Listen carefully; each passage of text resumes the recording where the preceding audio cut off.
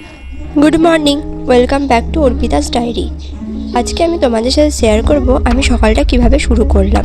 সকালবেলায় ঘুম থেকে উঠে ব্রাশ করে ফেস ওয়াশ করে আমি আমার স্কিন কেয়ারটা করে নিলাম। তারপর আজকে আমি আমার বিছানার বেডশিটটা চেঞ্জ করব, তো সেটাই করে নিলাম।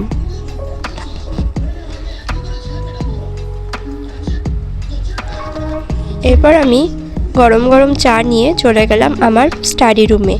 সেখানে জল খেয়ে চা খেতে খেতে আমি আমার গতকাল রাত্রে করা এই গ্লাস পেন্টিংটা দেখছিলাম। কেমন হয়েছে জানিও আমাকে কমেন্টে।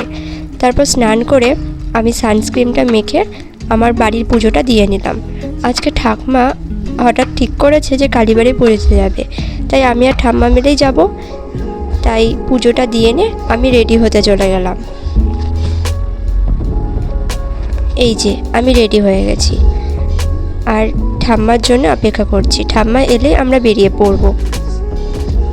ঠাম্মা আসার পর আমরা একটা টোটো নিয়ে বেরিয়ে পড়লাম কালীবাড়ির উদ্দেশ্যে। দেখো মেঘটা কি সুন্দর লাগছে না। তারপর কালীবাড়ি পৌঁছে আমরা ডালা নিয়ে নিলাম। অনেকটাই ভিড় ছিল, তাই অনেকক্ষণ লাইনে দাঁড়িয়ে আমরা পুজোটা দিতে পেরেছি। এই যে আশেপাশের মন্দিরগুলো তোমাদেরকে দেখালাম। তোমরা সবাই মায়ের দর্শন করে নাও। এরপর আমি আর ঠাম্মা আবার টোটো নিয়ে চলে এলাম বাড়ির পথে। দেখা হচ্ছে পরের ভিডিওতে। বাই।